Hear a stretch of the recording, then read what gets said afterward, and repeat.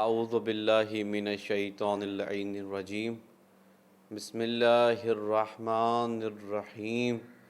الحمد للہ رب العالمین والصلاة والسلام والتحیۃ والاکرام علی اشرف الانبیاء والمرسلین رحمۃ للعالمین خاتم النبیین مولانا و مولا الثقلین جد الحسن والحسین ابی القاسم محمد اللہم صلی علی محمد و آل محمد ثم الصلاة والسلام والتحیۃ والاکرام علی اہل الذین اذهب اللہ عنہم الرجس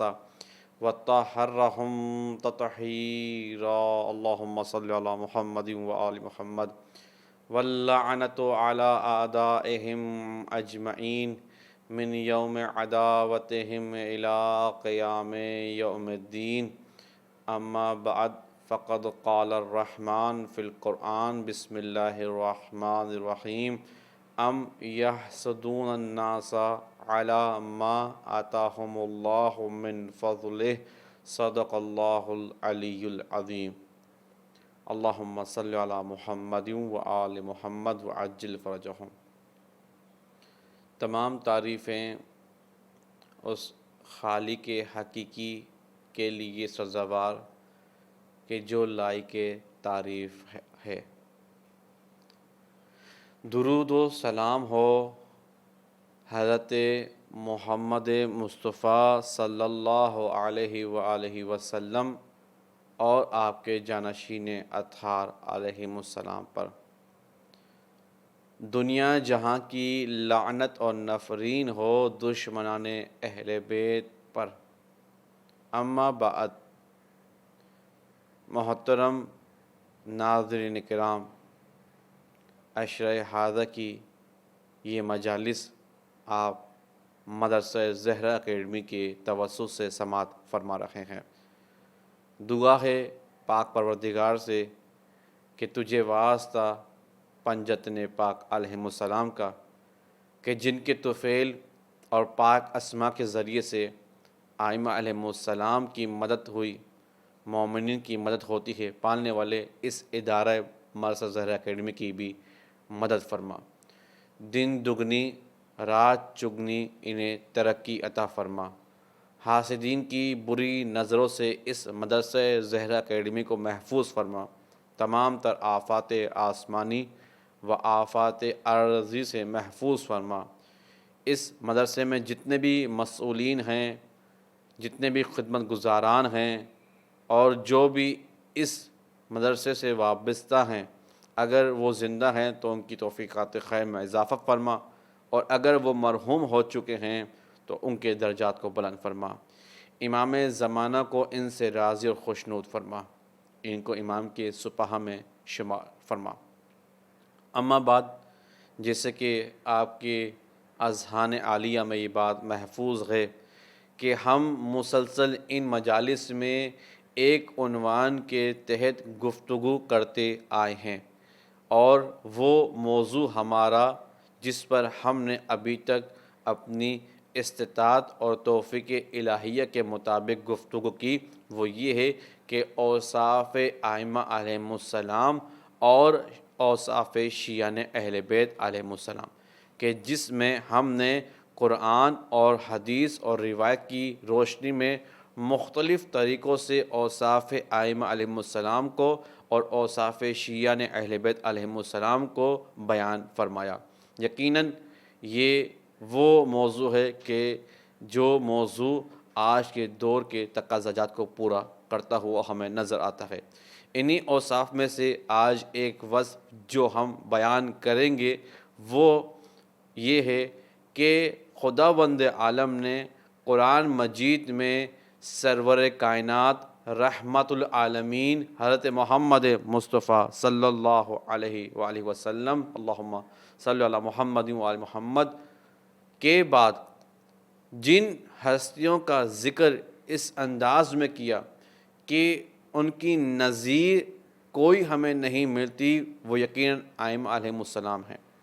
یعنی قرآن وہ جو ایک جاویدانی کتاب ہے کہ جس کے اندر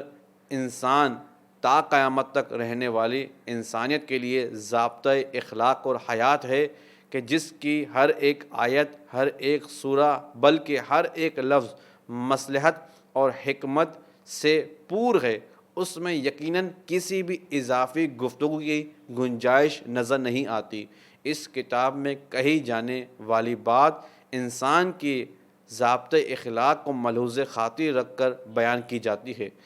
انہی آیات میں سے ہمیں جا بجا متعدد آیات ایسی ملتی ہیں کہ جو اہل بیت علیہم السلام، ائمہ علیہم السلام کی اوصاف کو بیان کرتی ہوئی نظر آتی ہیں،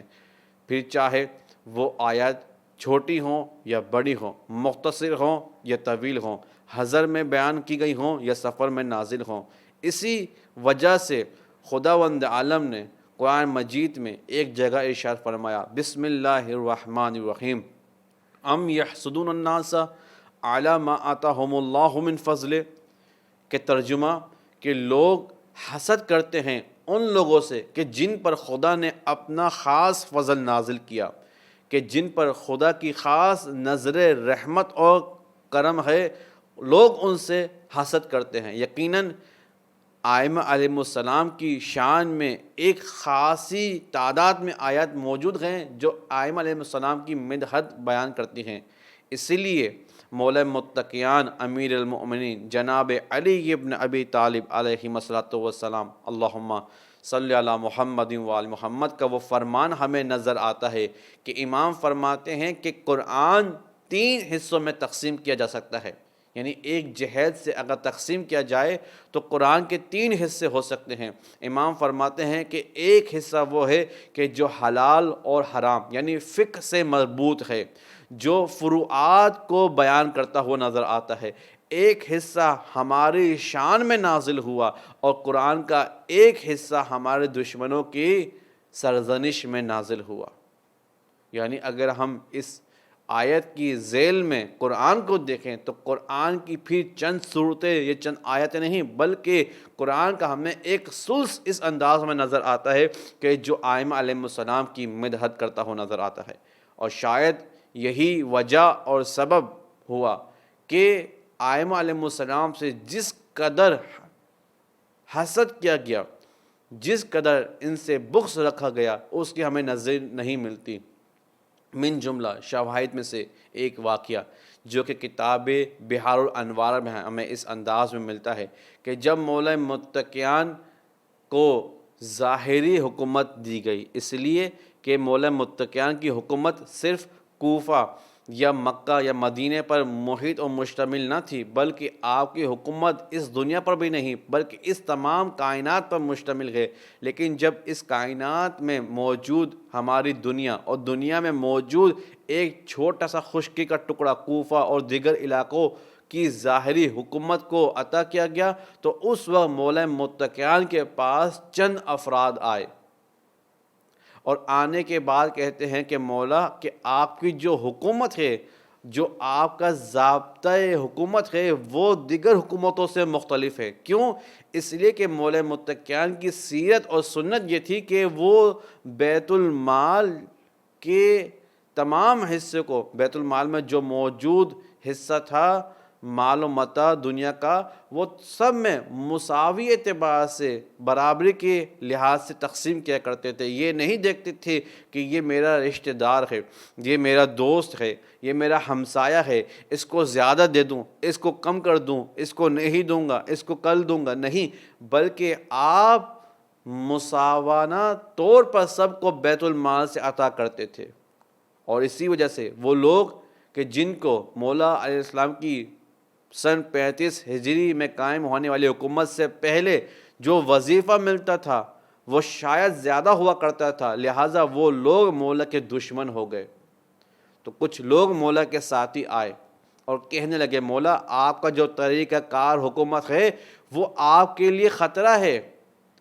اس لیے کہ وہ لوگ جو زیادہ لیتے آ رہے ہیں یا سمجھتے ہیں کہ ہم زیادہ کے حقدار ہیں، وہ آپ کے دشمن ہو جائیں گے۔ ایک دفعہ مولا علی علیہ السلام نے فرمایا کہ کیا تم یہ کہنا چاہتے ہو کہ میں حقدار کو اس کے حق سے کم عطا کروں اور جو صلاحیت اور حق نہیں رکھتا اس کو زیادہ عطا کر دوں؟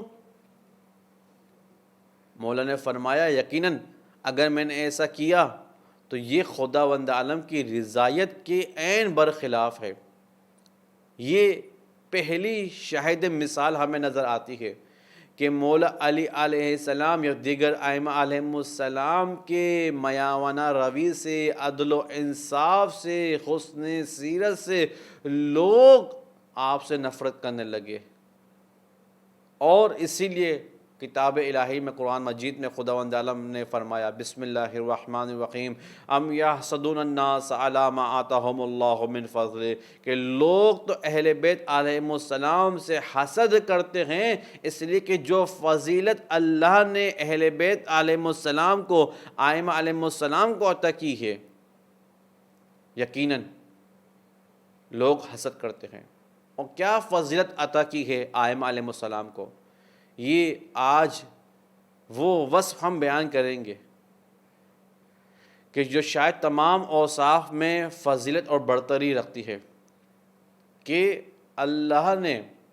اپنے حبیب رحمت العالمین رسول مقبول کے ذریعے سے ائمہ علیہم السلام کے مختلف انداز میں فضیلتوں کو بیان کروایا، کہ انہی فضیلتوں میں سے ایک فضیلت کہ جب سرور کائنات اپنے اصحاب کے درمیان موجود ہیں اور ایک دفعہ فضیلت مولا علی علیہ السلام بیان کرتے ہوئے نظر آتے ہیں اور کہتے ہیں بسم اللہ الرحمن الرحیم لو انا عبدا عبیدا ما قام فی النوح، کہ اگر کوئی بندہ اتنی عبادت کرے کہ جتنی مدت جناب نوح علیہ السلام کی حیات کی تھی، یعنی 2500 سال، اگر کوئی 2500 سال عبادت کرے اور صرف یہی نہیں ثم انفقہ ما آتا اللہ من فضل، اور جو اللہ نے اپنے فضل سے اسے عطا کیا وہ خدا کی راہ میں انفاق کر دے، یعنی خرچ کر دے، اور پھر سرور کائنات نے فرمایا ثم حج الف حج علی قدمین، اور پھر 1000 حج اس انداز میں کہ سواری پر نہیں بلکہ پیدل چل کر پیادے کی حالت میں ادا کرے، ثم قتل بین الصفا والمروہ مظلوما، اور پھر 1000 حج کرنے کے بعد، خدا کی راہ میں انفاق کرنے کے بعد، 2500 سال عبادت کرنے کے بعد اگر وہی شخص صفا و مروہ جو کہ افضل ترین مقامات میں سے ہیں وہاں مظلومی کی حالت میں قتل کر دیا جائے، اللہ اکبر، یعنی آپ سوچئے اس شخص کا کیا مرتبہ ہوگا کہ جو 2500 سال عبادت کرے، اور یہاں پر یہ نہیں فرمایا کہ کون سی عبادت کرے بلکہ جو بھی عبادت کے عنوان کے، عبادت کے ضمن میں آتا ہے وہ سب کام انجام دے، یعنی حج بھی تو نماز بھی تو روزہ بھی تو زکوٰۃ بھی تو خمس بھی، تو سب چیزیں وہ ادا کرے، اور پھر جو کچھ اس کے پاس ہے اللہ کی راہ میں لٹا دے۔ 1000 حج پیدل چل کر، اس لیے کہ روایتوں میں ہے کہ افضل الاعمال احمزھا، کہ بہترین عمل تو وہ ہے کہ جس کے کرنے والے کو مشقت ہو، سختیوں کے ساتھ وہ خدا کی بارگاہ میں اس عمل کو لے کے جائے، تو 1000 حج سواری پر نہیں بلکہ 1000 حج پیدل چل کے ادا کرے، اور پھر صفا و مروہ کے درمیان مظلومی کی حالت میں قتل ہو جائے، اور پھر سرور کائنات نے فرمایا کہ اے علی اگر آپ کی محبت اس کے دل میں نہ ہو تو لم یشم رائحۃ الجنہ، تو جنت تو دور کی بات ہے جنت کی بو بھی نہیں سونگھ پائے گا، اللہ اکبر، جنت تو دور کی بات ہے جنت کی بو بھی نہ سونگھ پائے گا۔ یہ ہے فضیلت مولا علی علیہ السلام، یہ ہے اوصاف ائمہ میں سے پہلی وصف ائمہ کے لیے جو تمام وصفوں پر، تمام اوصافوں پر برتری رکھتے ہوئے ہمیں نظر آتی ہے۔ اور صرف یہی نہیں بلکہ ایک اور مقام پر ارشاد فرمایا یا علی مثلو کا مثل الکعبہ، یا علی آپ کعبے کی مانند ہیں۔ کیا مطلب؟ یعنی جس طرح سے کعبے کی طرف نگاہ کرنا عبادت ہے، روایتوں کے جملے ہیں مولا علی علیہ السلام کی جانب نگاہ کرنا عبادت، کہ جس طرح سے کعبے کا وجود تمام مسلمانوں کے لیے باعث برکت ہے، اسی طرح سے مولا علیہ السلام کا وجود تمام مسلمانوں کے لیے، تمام مومنین کے لیے باعث برکت ہے۔ جس طرح سے کعبے کا غلاف پکڑ کر دعا مانگی جائے، دعا رد نہیں ہوتی، اسی طرح سے اگر مولا علی علیہ السلام کے توسل سے دعا مانگی جائے تو دعا رد نہیں ہوتی۔ یہ ہے فضیلت مولا علیہ السلام۔ کہ ایک اور مقام پر ارشاد فرمایا، یا علی آپ کعبے کی مانند ہیں، لوگ کعبے کے پاس آتے ہیں، کعبہ کسی کے پاس نہیں جاتا۔ کہ آپ کی مثال کعبے کی مانند ہے، کہ لوگ کعبے کے پاس آتے ہیں، کعبہ کسی کے پاس نہیں جاتا۔ پھر ایک اور جگہ پہ ارشاد فرمایا، یا علی اگر تمام جہاں کے اعمال ایک پلڑے پر رکھ دیا جائے اور اسی ترازو کے دوسرے پلڑے پر آپ کے اعمال کو رکھ دیا جائے تو یقیناً آپ کا جو پلڑا ہوگا وہ اعمال والا وہ بھاری نظر آئے گا۔ یہ ہے وہ فضیلت ہے، اور صرف مولا علی علیہ السلام کی ذات تک محدود نہیں، بلکہ ہمیں ایک اور عجیب و غریب واقعہ ملتا ہے کہ جناب عبداللہ ابی بن کعب سرور کائنات کے زمانے میں ایک شخص کہ جو سرور کائنات کی خدمت میں حاضر ہوتے ہیں، اور اسی اثنا میں مولا حسین علیہ السلام دور سے آتے ہوئے نظر آتے ہیں، تو سرور کائنات نے ارشاد فرمایا، السلام علیکہ یا زینت السماوات والارض، اللہ اکبر، سلام ہو آپ پر کہ جو آسمانوں اور زمین کے لیے زینت ہیں۔ یعنی آپ مجھ سے بہتر جانتے ہیں کہ جس طرح سے اگر ایک باغ ہو اور اس باغ کے اندر کوئی ایسی شے نہ ہو جو اس باغ کی رونق میں چار چاند لگا دے تو وہ باغ بیکار اور پھیکا اور بے معنی نظر آتا ہے،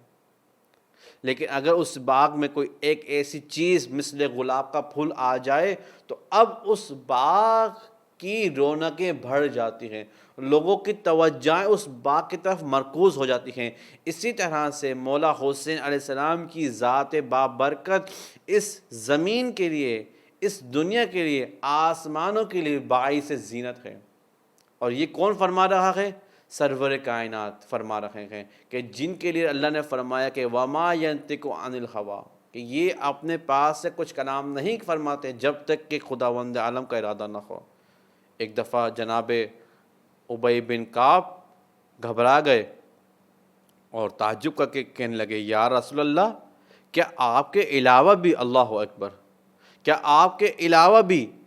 زمین اور آسمان کے لیے کوئی زینت ہو سکتا ہے؟ جب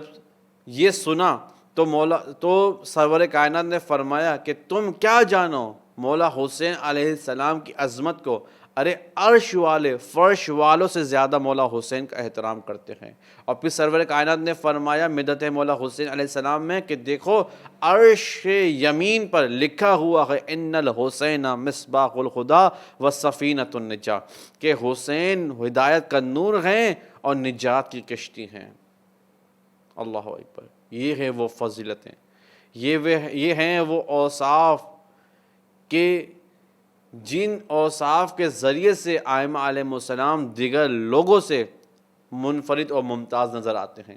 اور ہمیں چاہیے کہ ہم افتخار کریں کہ ہم ایسے ائمہ کے مقتدی ہیں کہ جن کی فضیلت کو بیان کرتا ہوا خدا نظر آتا ہے، کہ جن کی فضیلت کو بیان کرنے والے سرور کائنات کی ذات مقبول ہے۔ اور صرف یہی نہیں بلکہ آپ نے مختلف انداز میں، مختلف طریقوں سے، مختلف انداز میں اپنے ائمہ کی، یعنی ہمارے ائمہ کی فضیلتوں کو اجاگر کیا، کہ جس میں سے ایک واقعہ اگرچہ آپ نے مختلف اور متعدد انداز میں سنا ہوگا، لیکن اس واقعے کو ایک نئے پیغام کے ساتھ سماعت فرمائیں کہ ایک دفعہ مولا حسین علیہ السلام سرور کائنات کی پشت پر سوار ہوئے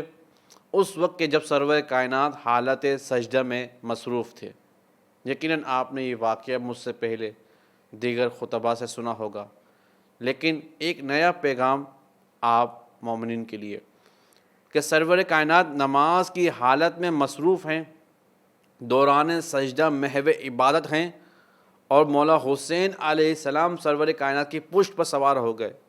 اب یہاں پر مختلف صورتیں ہمیں نظر آتی ہیں، جن میں سے پہلی صورت تو یہ تھی کہ سرور کائنات مولا حسین کو اپنی پشت سے اتار دیتے، یا دوسری صورت یہ نظر آتی ہے کہ ہاتھ کے اشارے کے ذریعے سے کسی کو حکم دیتے کہ مولا حسین علیہ السلام کو اتار دیجیے، یا اپنی نماز کو توڑ کر مولا حسین کو دور کر کر اپنی نماز کو پھر دوبارہ سے تمام کرتے۔ لیکن یہاں پر میں پیغام دینے سے پہلے ایک بات عرض کرتا چلوں گا کہ یہاں پر مولا حسین علیہ السلام کا پشت سرور کائنات پر سوار ہونا نماز کے دوران سجدے کی حالت میں عبث نہیں تھا، بلکہ ایک مصلحت کی بنا پر تھا، اور وہ مصلحت اور پیغام یہ کہ سرور کائنات نے یہ بتلا دیا کہ دیکھو، جب مولا حسین نہ تھے تو عبادت مختصر تھی، لیکن جب مولا حسین علیہ السلام میرے پشت پر سوار ہو گئے، یعنی مولا حسین میرے پاس آ گئے، اب عبادت میں زیادتی نظر آ رہی ہے۔ یعنی معلوم ہوا کہ حسین علیہ السلام کی محبت وہ ہے کہ جس کے دل میں حسین کی محبت آ جائے، اب اس کی عبادت میں کمی نہیں بلکہ زیادتی نظر آتی ہے، اس کی عبادت میں زیادتی نظر آتی ہے۔ یہ ہے اوصاف ائمہ کہ جن کی بنا پر لوگ آپ سے حسد کرنے لگے، لوگ آپ سے بغض کرنے لگے، کہ جس کی ایک مثال دے کر میں منزل مصاب کی جانب بڑھوں گا کہ کربلا میں جب آخری خطبہ مولا حسین علیہ السلام نے ارشاد فرمایا، حجت تمام کر دی کہ ایسا نہ ہو کل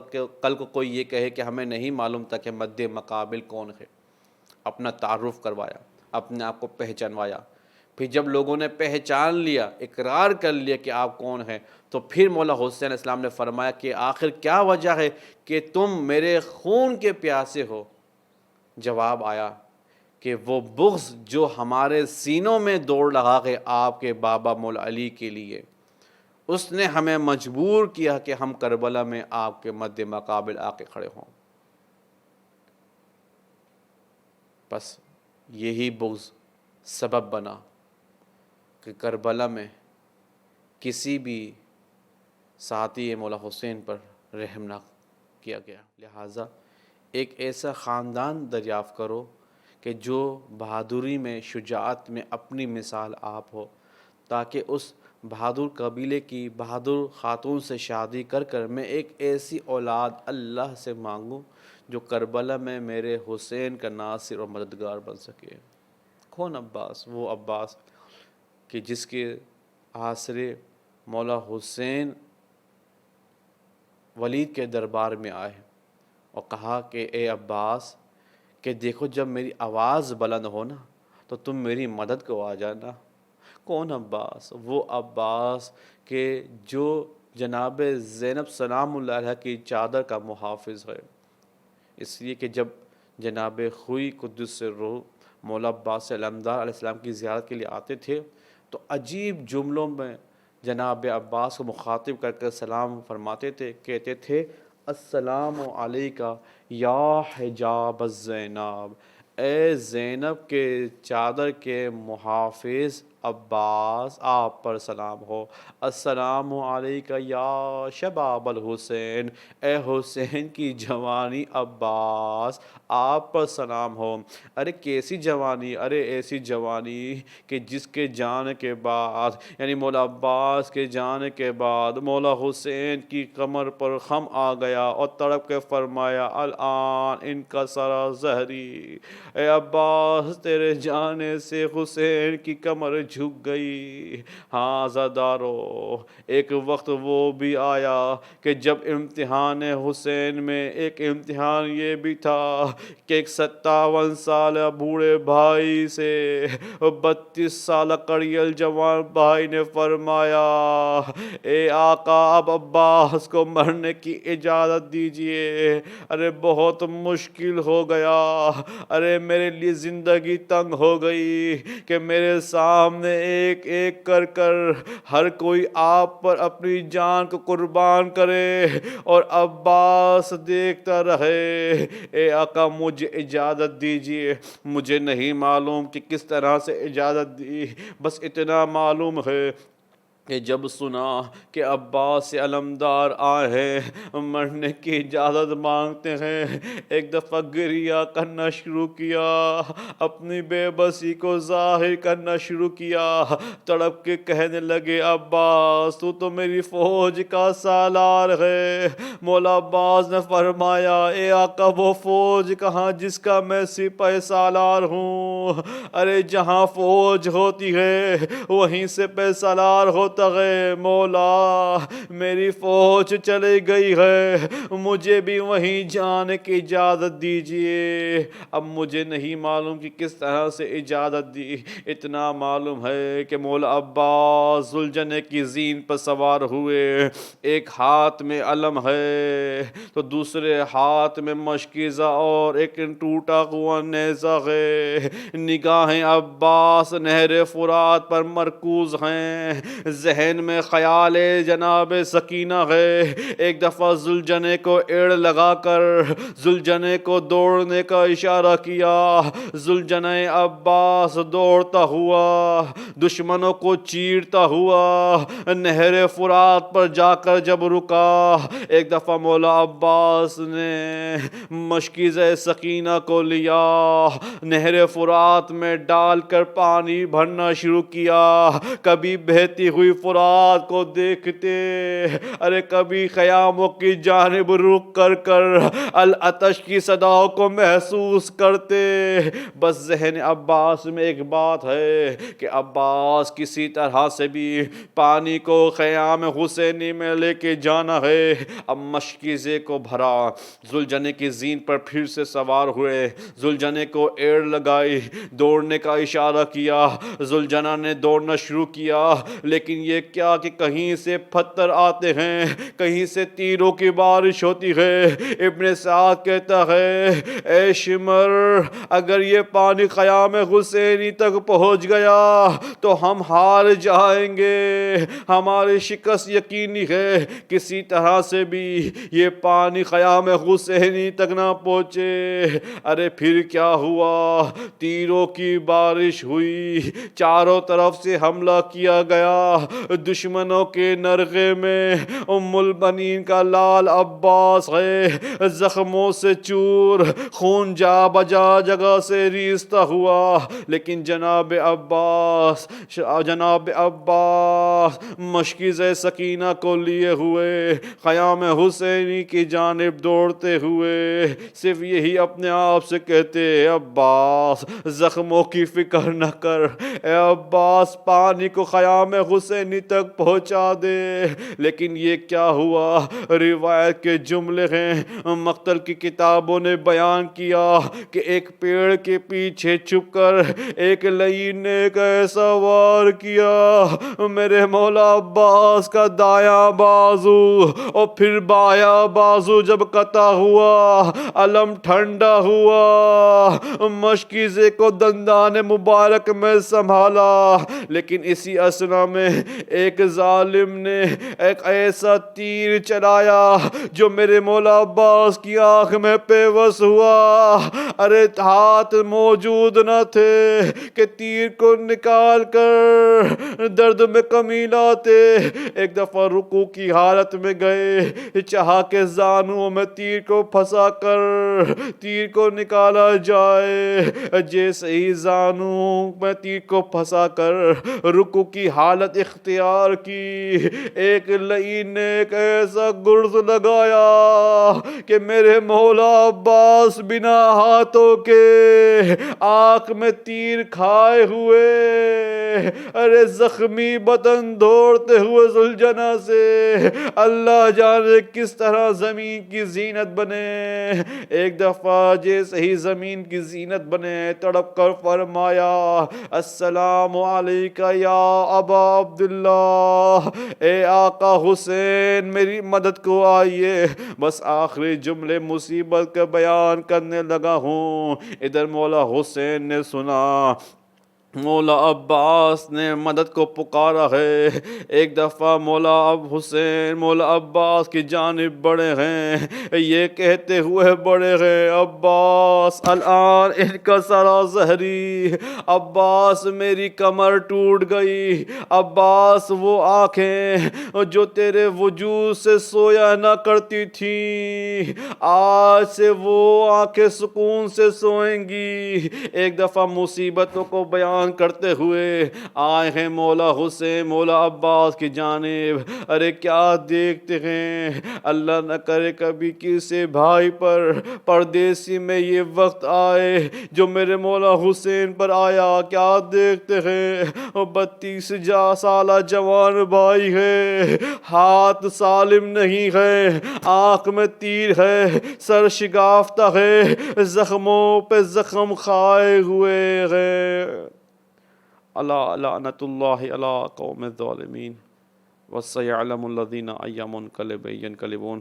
پالنے والا تجھے واسطہ چاردہ معصومین کا 5 دن پاک کا، بالخصوص باب الحوائج مولا عباس علمدار علیہ السلام کا، ہماری اس عبادت کلیلہ کو اپنی بارگاہ میں قبول و مقبول فرما، ہماری دعاؤں کو حاجتوں کو منت و مرادوں کو پورا فرما۔ پالنے والے ہمیں آفات عرضی و سوامر سے محفوظ فرما۔ پالنے والے جہاں کہیں بھی مولا حسین علیہ السلام کے چاہنے والے ماننے والے محو عبادت عزداری میں مصروف ہیں، ان کی عزداری کو مقبول فرما، ان کو دشمنوں کے شر سے محفوظ فرما۔ پالنے والے امام کے ظہور میں تعجیل اور ان کے اعوان و انصار میں شمار فرما۔ ربنا تقبل منا انک انت السمیع العلیم بجاہ محمد وآل طاہرین۔ ماتم حسین ماتم عباس۔